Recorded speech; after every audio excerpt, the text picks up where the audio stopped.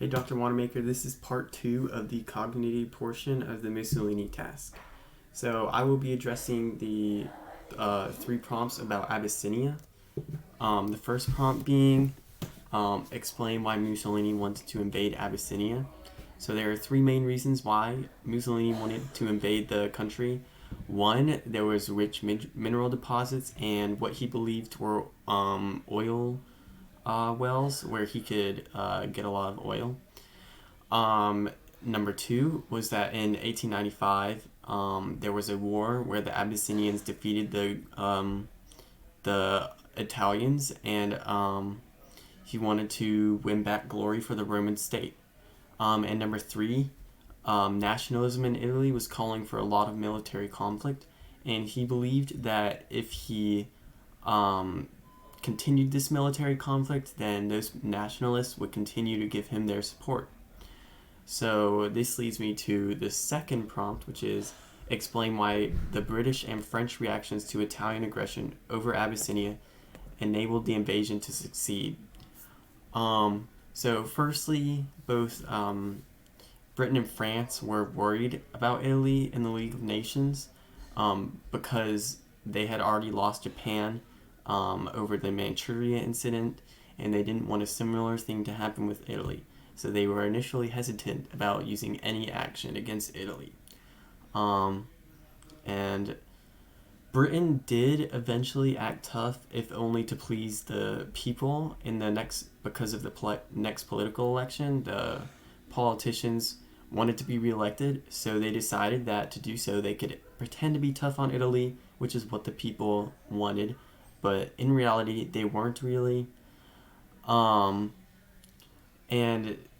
they even went so far as to say after the conflict that it was both Abyssinia and Italy's fault, which was not a correct statement. Secondly, both Britain and France were scared to alienate Italy into the arms of the Germans, so they didn't close off the Suez Canal to them, and they did not enact any of the valuable oil sanctions, which would, after a study was done, and it showed that if they had enacted them without the help of the Americans, then it would actually have worked on the Italians, but they didn't do it, and they should have. And then lastly, the British leaked the details of the Hoare-Laval Pact, which was a secret attempt to give Italy 2/3 of Abyssinia to please them, and this was not popular with anybody. And as a result of all the failed attempts, Italy was able to take over Abyssinia. And the third topic or prompt is explain the effects of the Abyssinian invasion on Italian diplomatic stances. So basically, as a result of the British and French's non-aggression towards Italy during the Abyssinia invasion, and through the League of Nations, Mussolini was able to sign the Rome-Berlin Axis Treaty, which established an alliance between the two nations of Italy and Germany, which is exactly what they were trying to prevent. So it really goes to show how Britain and France really just completely failed in the whole Abyssinia conflict. They could have done so much more to stop it, and they didn't. And in the end, what they were fearing would happen, which was stopping them from actually doing anything to intervene, did happen. So it was all pointless. And another result was that Italy joined in the Spanish Civil War on the side of the nationalists through joining the Anti-Comintern Pact in 1937. So Italy was really extending itself all over the European countries, and which was what France and Britain were scared about. So they should have done something once again, but they did not.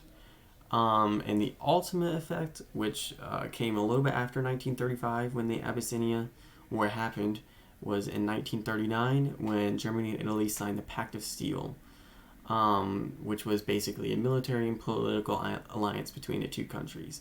Eventually, later on, while Japan was intended to be a part of it, later on they were signed into a new treaty which allied the 3 countries together. So, yeah. The basic gist of all of these 3 prompts is that Britain and Italy did not do enough to stop the Italian Abyssinian crisis. And they should really have intervened a lot more, and they could have intervened and it would have actually had a good effect, but they did not. So yeah, that's it.